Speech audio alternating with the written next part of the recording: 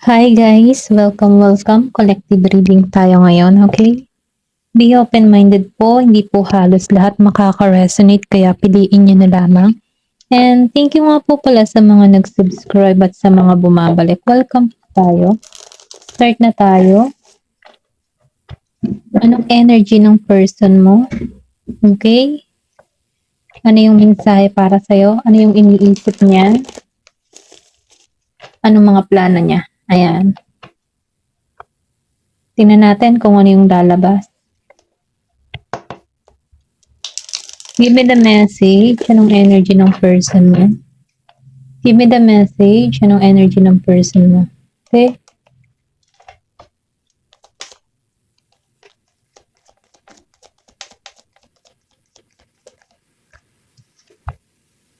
Meron ka ditong devil energy. Okay?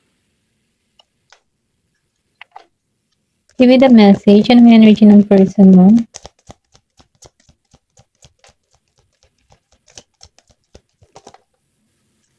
Meron ka ditong the lovers. Upright. Then, Ace of Cups. Upright. Yan. Tingnan natin. Give me the message. Ano po yung energy ng person mo? Ano yung kanyang nararamdaman sa'yo?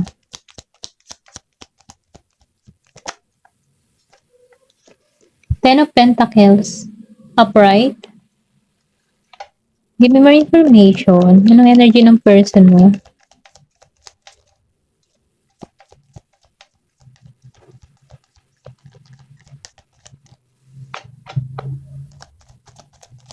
Give me more information. Anong energy ng person mo?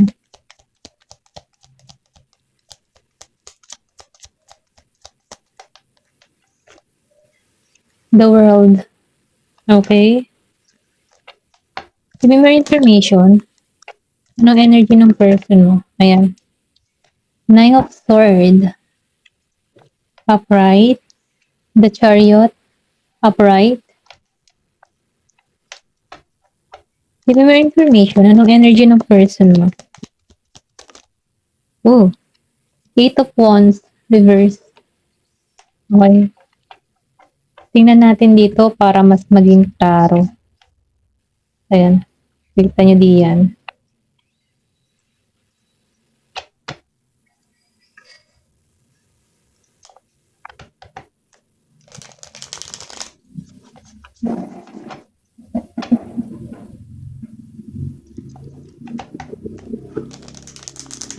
Pasensya na kung may marinig kayong ng sasakyan. Give me the message. Anong energy ng person mo? Ay, hindi.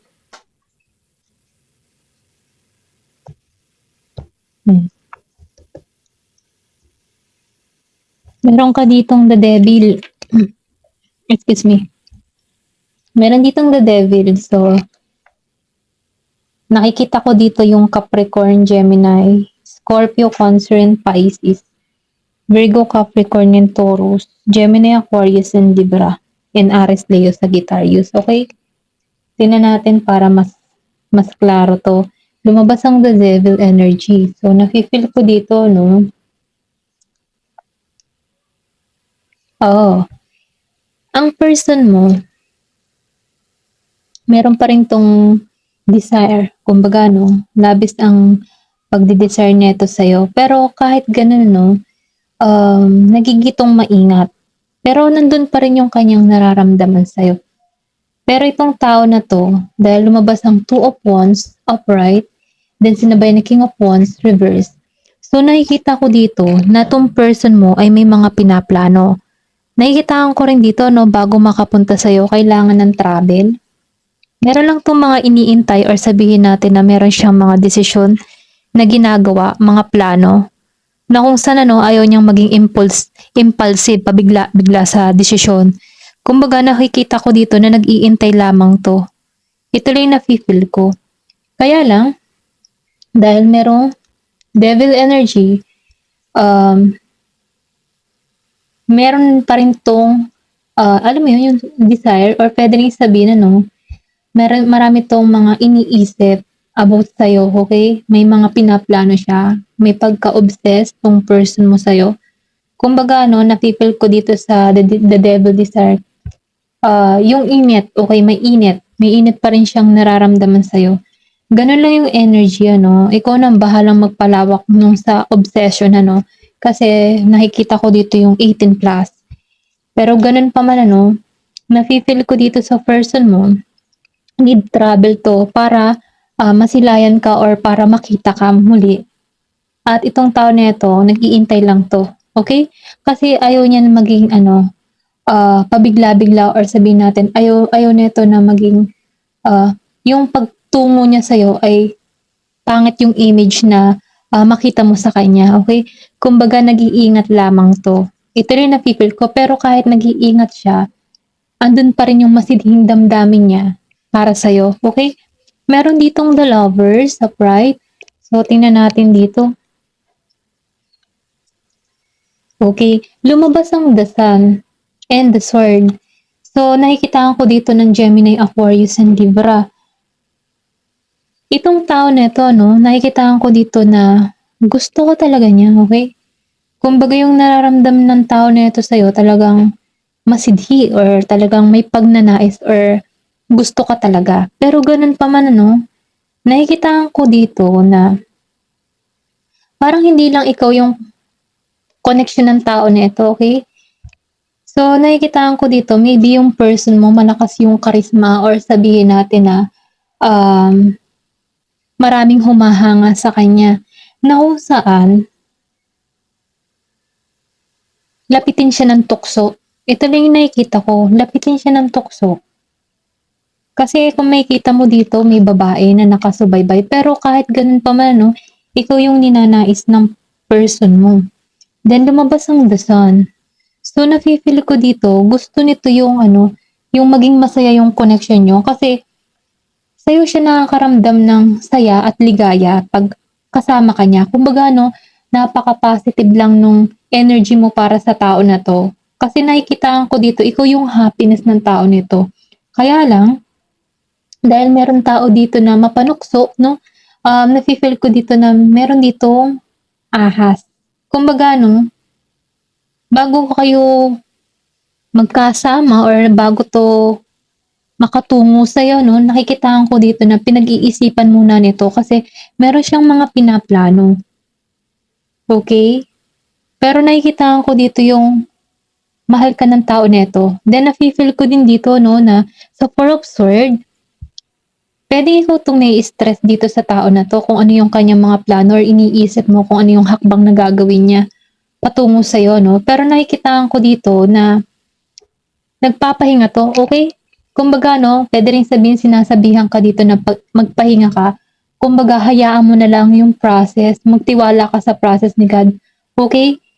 Kumbaga 'no, ipagpasa Diyos mo na lamang 'tong tao na 'to sa'yo, okey? Kasi nakikitaan ko dito na tutungo naman 'to kasi ito yung gusto niyang mangyari, eh, yung maging success kayong dalawa. Ayun, ito lang yung nakikita ko. Ayaw niya na kasing makaramdam ng ano, eh, maybe yung pagkakawala ninyong dalawa na dun niya naramdaman yung sobrang hindi mapakali, hindi mapalagay, okey? May bagabag. Kasi dahil meron din gumulo sa koneksyon, ito rin nakikita ko. Puwedeng sabihing iniisip din ng tao na ito yung isang babae or isang lalaki dito, okey? Ito rin nakikita ko. Puwede rin kasing sabihin na dalawa kayo sa buhay niya na namimili 'tong tao na ito kung sino ba talaga yung mas matimbang sa inyong dalawa.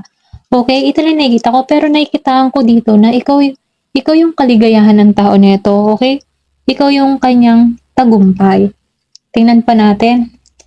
Meron ditong Ace of Cups, Scorpio, Cancer, and Pisces, then Gemini, Aquarius, and Libra.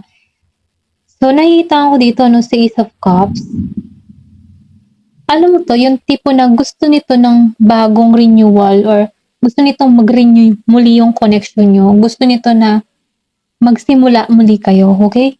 Kasi nakikitaan ko dito yung, malalim na emosyon ng tao na 'to sa'yo. Once na naiisip ka nito, andun pa rin yung masidhing emotion niya na nararamdaman sa'yo. Kumbaga ano, nafi-feel ko dito yung person mo impact. Kumbaga, no, nararamdaman niyo yung connection about sa'yo. Kumbaga, nakakaramdam siya na nafe-feel din ng tao na 'to yung energy mo, yung presence mo. Okay? Kasi nakikitaan ko dito sa Queen of Cups, puwedeng ikaw din 'to 'no, na, um, masyado mong pinapahalagahan 'tong tao na 'to. Kasi love mo nga, eh, okay? Pero gano'n pa man, nafe-feel ko din dito 'no, na meron ditong na-trap sa koneksyon, okay? Kumbaga ano, nafe-feel ko dito sa pagkakalayo niyo, dahil meron nga ditong babae or lalaki na naging hadlang ano, para maging masaya kayo. Meron ditong sumabotahe sa koneksyon niyo. Na kung saan ano, pareho kayong nabiktima dito, okay? Hindi halos lahat makaka-resonate. Ito na yung nafe-feel ko. Pero ganun pa man ano, meron dito nag-isolate or pwede ring sabihin na meron dito, pwedeng ikaw yung umiwas or pwede rin naman nag-iwasan kayong dalawa na kung saan ano, feeling trap kayo sa nangyari, okay? Naramdaman niyo yung na-trap kayo sa sitwasyon, okay? Pero nakikitaan ko dito na mahal niyo yung isa't isa, pero na-trap kayo, okay? Kumbaga no, maybe yung connection na meron kayo ay napaka-komplikado. Kaya kahit mahal niyo yung isa't isa, meron dito na hindi pa yung tamang oras para sa inyong koneksyon. Okay? Kasi meron ditong ano kumbaga ano, hindi niya makita or hindi siya maka-move on agad-agad. Ito lang yung nakikita ko. Pero dahil sa Ace of Cups, nakikitaan ko dito yung renewal. Pwede rin sabihin na pinaglayo kayo or pwede rin sabihin nagkakilala kayo in the wrong time. Pero may posibilidad na magkita muli kayo pag tama na yung panahon sa inyong dalawa. Okay, ito na nafe-feel ko kasi dito sa Ace of Cups, meron ditong renewal eh. Kumbaga, nakikitaan ko dito yung transformation na magaganap kasi lumabas dito yung flower, lotus, okay? Nakikitaan ko dito ng purity, okay? Kumbaga, no, nakikitaan ko din na may pagka-inosente ka. Hindi halos lahat ha.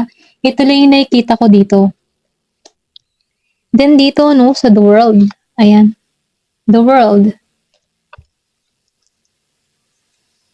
So, meron ditong Wheel of Fortune and the Two of Cups and the world. So, Scorpio, Cancer, and Pisces. So, nararamdaman ko dito, no, sa the world, meron dito na magkaiba. Magkaiba kayo ng kultura, magkaiba kayo ng lingwahe. Ayun na nga, pwedeng foreigner, or pwede rin sabihin na Pilipino, pero iba yung kinalakihan niya, yung paniniwala niya sa paniniwala mo kasi laki siya sa ibang bansa, pero Pilipino din. Or pwede rin sabihin na yung person mo nasa ibang bansa or pwede rin sabihin ikaw yung nasa ibang bansa. Kumbaga, no, kailangan talaga ng travel para matagpuan ka or para mapuntahan ka. Nakikita ko dito, no, sa the world, dahil lumabas ang Two of Cups and the Wheel of Fortune, meron dito na kung saan ano, meron ditong pangyayari na nagkaroon ng hiwalayan. Meron din dito mga nag-divorce, okay? May nag-divorce. Na kung saan itong tao na ito, hindi ka na niya control or hindi niya na-control yung sitwasyon. Then nafe-feel ko dito, pwede rin ikaw yung nakaramdam dito ng disappointed kasi hindi mo akalaing magagawa sa'yo ito ng person mo. Dahil nakikita ko dito na gusto mong matapos na tong cycle, pwede rin sabihin na gusto mo nang makamove on sa sitwasyon pero dahil mahihirapan ka, no? Inalisan mo to, okay? Kumbaga nafe-feel ko dito yung hindi nagkasundo, okay? Sa Two of Cups, meron kayong hiwalayan na hindi kayo nagkasundo. Meron disappoint kang naramdaman dito or pwede rin sabihin yung person mo. Vice versa na lang ha. Kasi nakikita ko dito na meron ditong na-disappoint sa nangyari sa connection na to. Okay? Pero ganun pa man ano, meron ditong magkalayo. Pwede sabihin hindi kayo nag-uusap 2 years, 10 months, 1 year. Ayun. Ayun yung nakikita ko. O depende sa sitwasyon nyo kung ilang taon kayong hindi nag-uusap ha. Kasi ito lang yung nakikita ko, meron dito nag-divorce, nag-break up, na kung sana hindi naging mapanatag, na-disappoint siya sa nangyari sa connection na to. Pwedeng ikaw yung na-disappoint dito or pwede rin sabihin yung person mo na-disappoint siya, okay? Meron ditong Nine of Swords, upright. So, lumabas ang the devil reverse. Kanina, lumabas ang devil upright. Ngayon, lumabas siya ng naka-reverse, okay? So, meron ako nakikita dito na Capricorn, Gemini, Aquarius, and Libra, and 7 of Wands, Aries, Leo, Sagittarius.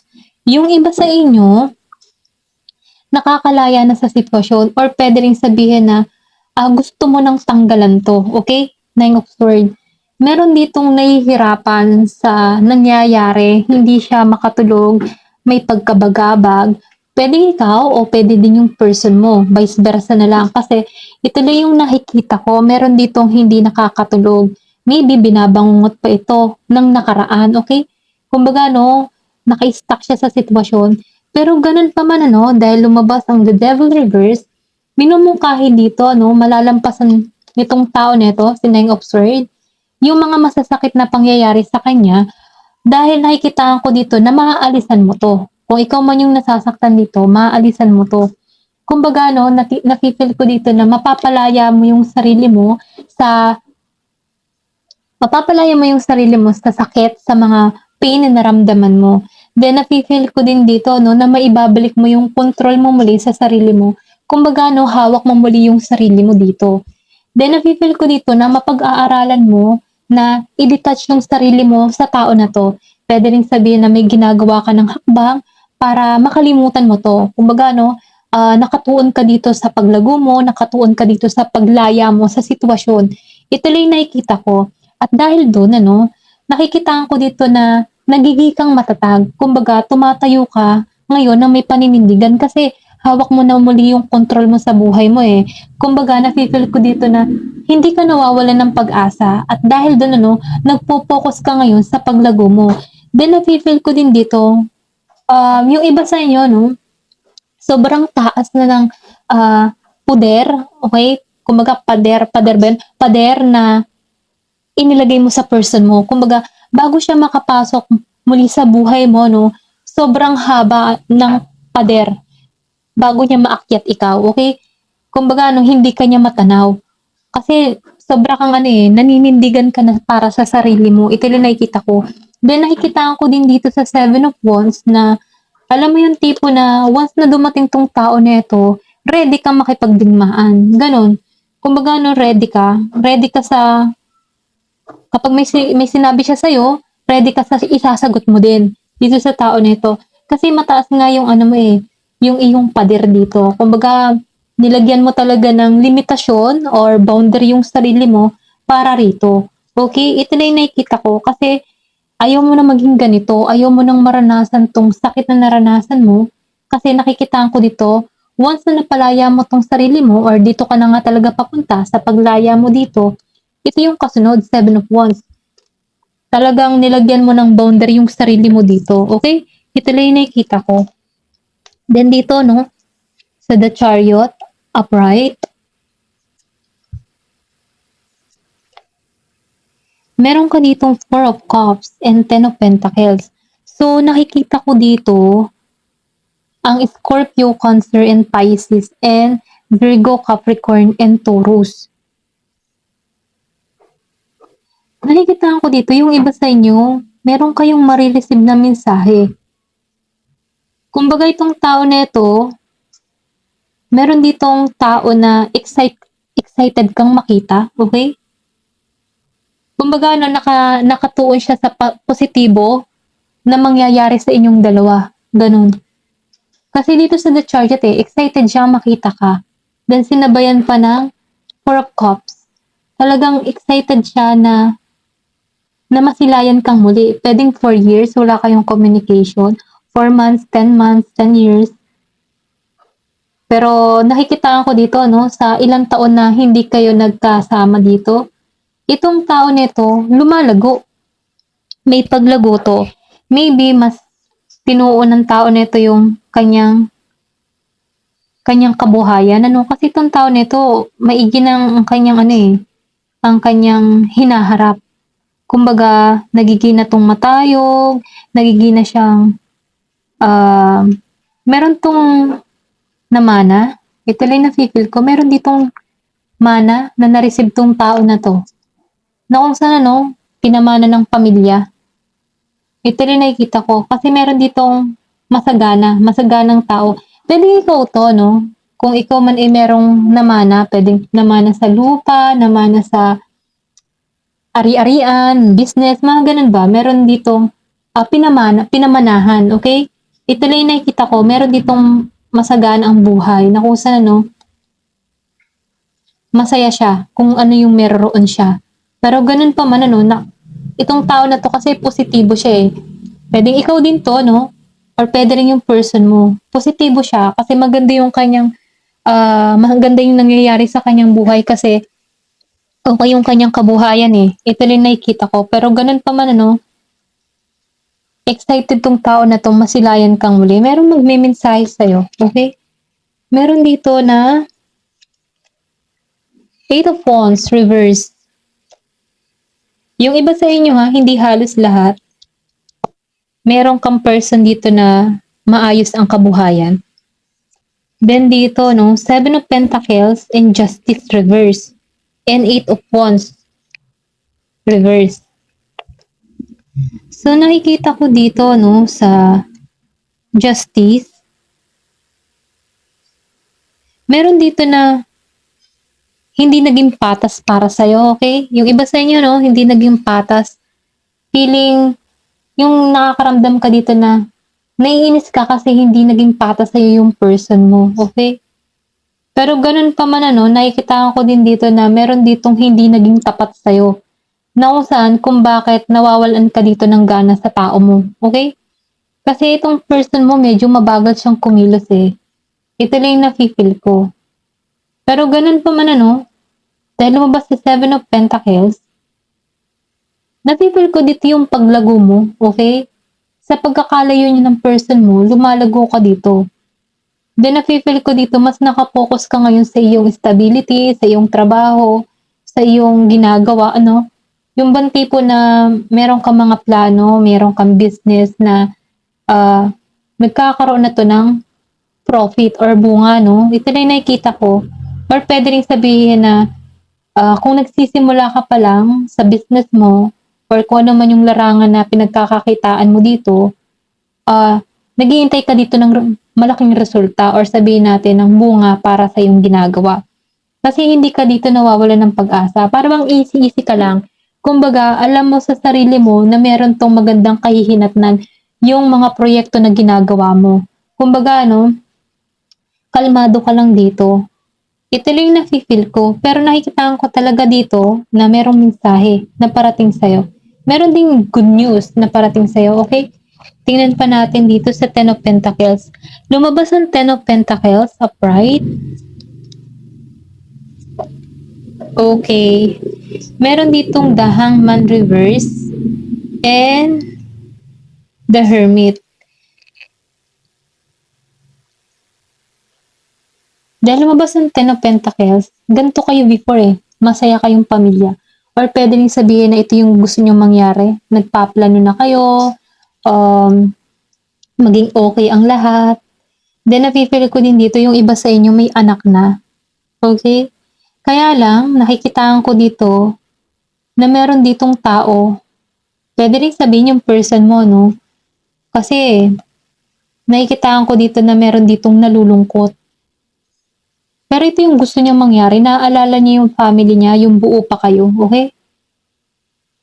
Kasi meron tong ginawa, or meron tong, kumbaga, nafe-feel ko dito, nawalan siya ng landas. Pwedeng sabihin na tukso kasi meron ditong the lovers. Meron ditong babaeng nakatingin. Meron tukso na sumira sa koneksyonan nyo. Pero ganun pa man ano, nakikitaan ko dito na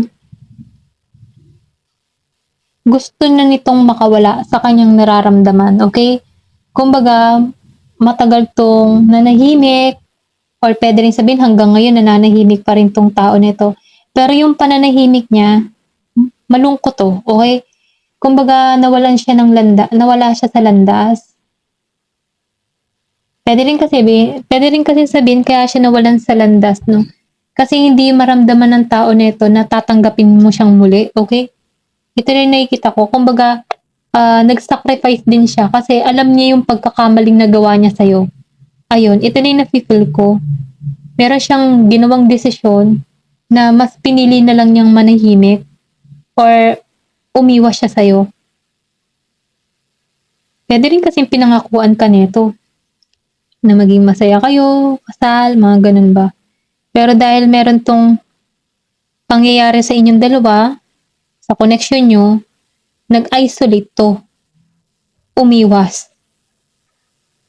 Yung tipong bang naramdaman ng tao na to na hindi siya nababagay sa'yo, ganun.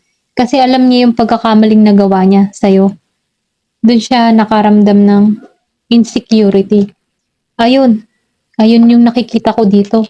Tingnan natin kung ano yung pinaka-mensahe, no? Anong payo sa'yo.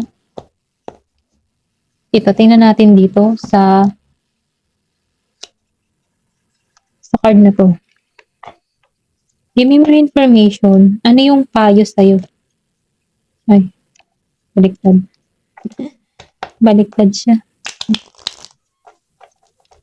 Give me the message. Ano yung payo sa'yo? Okay?